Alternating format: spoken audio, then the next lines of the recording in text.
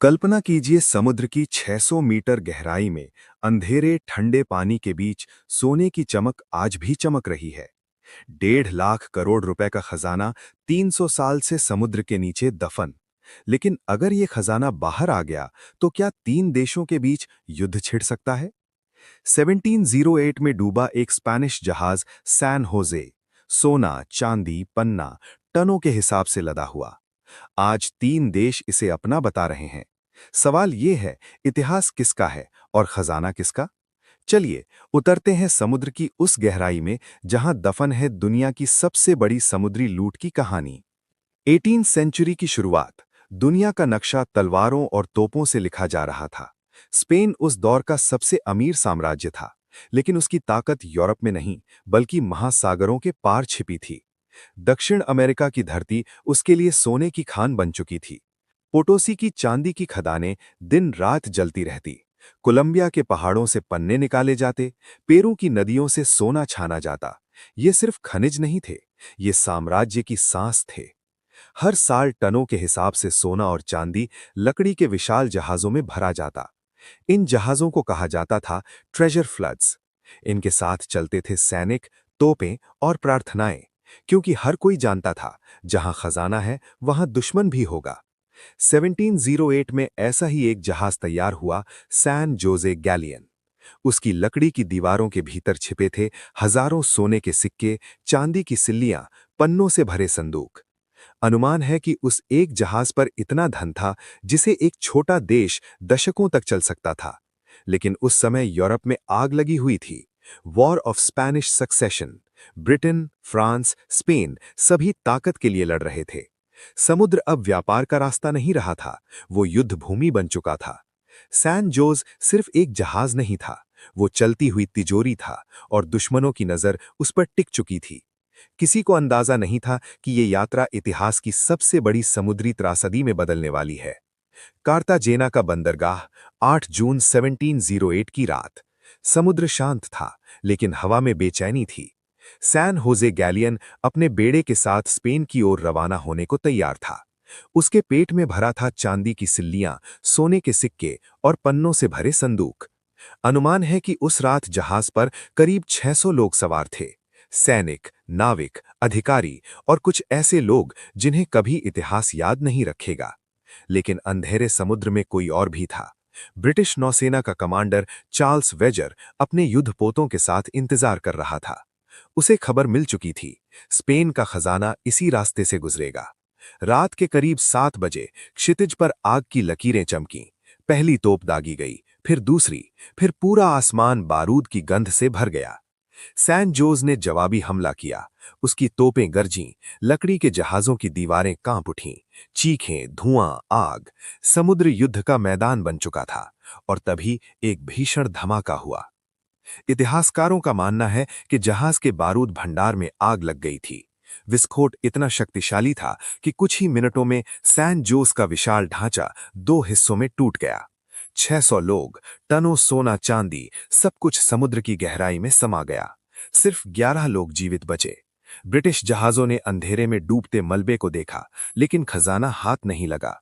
उस रात समुद्र ने एक ऐसा राज निगल लिया जो 3 सदियों तक दुनिया को लुभाता रहेगा। सैन होजे के डूबने के बाद समुद्र शांत हो गया, लेकिन उसकी गहराई में छिपा खजाना दुनिया की सबसे बड़ी दास्तान बन गया। सदियां बीतती रहीं, साम्राज्य बदले, नक्शे बदले, लेकिन सैन जोस की कहानी समुद्री लुटेरों, इतिहासकारों और खजाना खोजने वालों के बीच जिंदा रही। लोग कहते समुद्र के नीचे एक शहर जितना सोना पड़ा है। 18th और 19th सेंचुरी में कई नाविकों ने अनुमान लगाए, लेकिन तकनीक सीमित थी। 600 मीटर की गहराई उस दौर में असंभव थी। समुद्र ने अपने रहस्य को मजबूती से थामे रखा। फिर आया 20th सेंचुरी का उत्तरार्ध। 1981 में एक अमेरिकी कंपनी सी चर्च अर्माडा ने दावा किया कि उसने सैन जोस का मलबा खोज लिया है। उन्होंने कोलंबिया सरकार से समझौता किया, अगर खजाना मिला तो आधा हमारा। लेकिन जैसे ही संभावित लोकेशन सामने आई, कोलंबिया ने दावा बदल दिया। सरकार ने कहा, यह हमारी समुद्री सीमा में है, ये राष्ट्रीय विरासत है। मामला अदालतों में पहुंचा। अमेरिका की अदालतें, कोलंबिया की अदालतें। कानूनी लड़ाई दशकों तक चलती रही। इस बीच समुद्र चुप रहा। कोई पुख्ता सबूत नहीं, कोई निश्चित स्थान नहीं, सिर्फ अटकलें। ट्रेजर हंटर्स निराश होते गए। कुछ ने कहा शायद जहाज पूरी तरह नष्ट हो चुका है, कुछ बोले शायद खजाना पहले ही निकाल लिया गया। लेकिन असली सच्चाई अब भी 600 मीटर नीचे अंधेरे में इंतजार कर रही थी, और दुनिया अब भी उस एक खोज की प्रतीक्षा में थी जो इतिहास को बदल सकती थी। नवंबर 2015। 3 सदियों की अटकलों, कानूनी लड़ाइयों और असफल अभियानों के बाद कोलंबिया की सरकार ने एक चौंकाने वाली घोषणा की। हमने सैन जोस को खोज लिया है। ये दावा किसी गोताखोर ने नहीं, बल्कि अत्याधुनिक तकनीक ने किया था। समुद्र की लगभग 600 मीटर की गहराई में भेजा गया एक रिमोट ऑपरेटेड व्हीकल आरओवी कैमरों और सेंसरों से लैस धीरे धीरे अंधेरे में उतरा। नीचे सिर्फ काली खामोशी थी। फिर स्क्रीन पर उभरी एक आकृति, एक पुरानी तोप। उस पर उकेरा हुआ था स्पेन का शाही चिन्ह, डॉल्फिन की आकृति और धातु पर जमी 300 साल पुरानी समुद्री परत। थोड़ी दूरी पर दिखे चांदी के सिक्के, कुछ पर 1707 की तारीख साफ पढ़ी जा सकती थी। इतिहास अब अनुमान नहीं रहा था, वो कैमरे में कैद हो चुका था। लेकिन सरकार ने एक बात छुपाई, सटीक लोकेशन। क्यों? क्योंकि खजाने की खबर फैलते ही दुनिया की नजरें उस जगह पर टिक गईं। ट्रेजर हंटर्स, निजी कंपनियां, विदेशी सरकारें सब सक्रिय हो गईं। सी चर्च अर्माडा ने तुरंत कहा, यह वही स्थान है जिसे हमने दशकों पहले बताया था। स्पेन ने आधिकारिक बयान जारी किया और पेरू ने भी दावा ठोक दिया। खोज ने इतिहास को तो उजागर कर दिया, लेकिन साथ ही एक नई जंग की शुरुआत कर दी। अब सवाल खजाने के अस्तित्व का नहीं था, सवाल था मालिकाना हक का। समुद्र के नीचे पड़ा सोना अब भी वहीं था, लेकिन सतह पर देशों के बीच तनाव उभरने लगा था। सैन जोस मिल चुका था, अब असली लड़ाई शुरू होने वाली थी। अध्याय 5। 3 देश, एक खजाना। सैन होजे की खोज ने सिर्फ इतिहास को नहीं जगाया, उसने 3 देशों के बीच एक कानूनी तूफान खड़ा कर दिया। सबसे पहले सामने आया स्पेन। उसका तर्क साफ था। सैन होजे एक स्पेनिश युद्धपोत था। अंतर्राष्ट्रीय समुद्री कानून के अनुसार डूबे हुए युद्धपोत अपने मूल देश की संपत्ति बने रहते हैं, चाहे वे कहीं भी हों। स्पेन ने इसे राष्ट्रीय विरासत बताया। उनके लिए यह सिर्फ सोना नहीं, बल्कि साम्राज्य का इतिहास था। दूसरी ओर खड़ा था कोलंबिया। जहाज उसकी समुद्री सीमा में मिला था और खजाना उसी धरती से लूटा गया था जहां आज उसका अधिकार है। कोलंबिया ने घोषणा की, यह हमारी सांस्कृतिक धरोहर है, हम इसे नीलाम नहीं करेंगे, हम इसे संग्रहालय में रखेंगे। लेकिन कहानी यहीं खत्म नहीं हुई। पेरू भी सामने आया। उसने कहा, सोना और चांदी पड़ोसी की खदानों से निकले थे, जो उस समय हमारे क्षेत्र का हिस्सा थे। ये हमारी ऐतिहासिक संपत्ति है। और फिर एक और आवाज उठी, बोलिविया और स्वदेशी समुदायों की। उन्होंने दावा किया, ये खजाना हमारे पूर्वजों के श्रम से निकला था। वे गुलाम बनाए गए थे, उनका खून इस सोने में मिला है। अब मामला सिर्फ 3 सरकारों का नहीं रहा था। ये इतिहास, उपनिवेशवाद और न्याय का प्रश्न बन गया था। समुद्र के नीचे पड़ा खजाना अब भी शांत था, लेकिन ऊपर दुनिया की अदालतों में, राजनैतिक मंचों पर एक नई लड़ाई शुरू हो चुकी थी। सैन जोस अब सिर्फ समुद्र की गहराई में नहीं था, वो अंतर्राष्ट्रीय कानून की भूल भुलैया में फंस चुका था। स्पेन ने तुरंत 2001 UNESCO under water cultural heritage convention का हवाला दिया। इस संधि के अनुसार 100 वर्ष से अधिक पुराने डूबे हुए जहाज मानवता की साझा धरोहर माने जाते हैं। उन्हें व्यावसायिक रूप से बेचा नहीं जा सकता। लेकिन यहां एक बड़ा मोड़ था। कोलंबिया इस संधि का सदस्य नहीं है। इसका मतलब वो अपने घरेलू कानून के तहत खजाने को राष्ट्रीय संपत्ति घोषित कर सकता है। स्पेन का दूसरा तर्क और भी मजबूत था। अंतर्राष्ट्रीय समुद्री कानून के अनुसार युद्धपोतों पर उनका मूल देश स्थायी अधिकार रखता है, चाहे वे किसी भी जल सीमा में मिले हों। अगर यह सिद्ध हो गया कि सैन जोस एक आधिकारिक स्पेनिश युद्धपोत था, तो कानूनी तराजू स्पेन की ओर झुक सकता है। लेकिन कोलंबिया ने जवाब दिया, ये जहाज हमारी समुद्री सीमा में है और खजाना हमारी भूमि से लूटा गया था। कानून यहां इतिहास से टकरा रहा था। अगर खजाना निकाला गया, तो क्या उसे संग्रहालय में रखा जाएगा या उसकी नीलामी होगी? क्या निजी कंपनियां हिस्सेदारी मांगेंगी? हर सवाल अरबों डॉलर से जुड़ा था और हर फैसला राजनैतिक विस्फोट बन सकता था। सैन जोस अब भी समुद्र में था, लेकिन उसकी किस्मत अदालतों में तय हो रही थी। सैन जोस का खजाना सिर्फ दंत कथा नहीं है। उसकी अनुमानित कीमत आज के समय में 17 से 20 बिलियन डॉलर के बीच मानी जाती है। यानी लगभग 1.5 लाख रुपए। लेकिन ये आंकड़ा सिर्फ धातुओं का है। इतिहासकार कहते हैं इसकी असली कीमत इससे कहीं ज्यादा है। जहाज पर लदी थीं टन के हिसाब से चांदी की सिल्लियां, हजारों सोने के सिक्के और दुर्लभ पन्नों से भरे संदूक। अगर इन्हें पिघलाकर बेचा जाए तो ये सिर्फ धातु है, लेकिन अगर इन्हें ऐतिहासिक धरोहर के रूप में देखा जाए तो हर सिक्का एक कहानी है।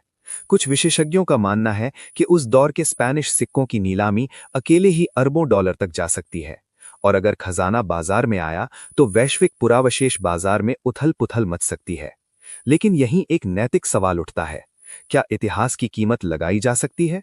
क्या उस सोने की बोली लगनी चाहिए जिसे उपनिवेशवाद और मजबूर श्रम से निकाला गया था? कोलंबिया का कहना है ये संग्रहालय में रहेगा, लेकिन निजी कंपनियां अब भी दरवाजा खटखटा रही हैं। सैन जोस का खजाना सिर्फ धन नहीं, वो शक्ति है, राजनीति है और एक ऐसा प्रतीक है जो आज भी दुनिया को बांट सकता है। सैन जो होजे मिल चुका है, उसकी पहचान पक्की हो चुकी है, लेकिन एक सवाल अब भी बना हुआ है, खजाना अभी तक बाहर क्यों नहीं आया? उत्तर छिपा है गहराई में। जहाज लगभग 600 मीटर नीचे है।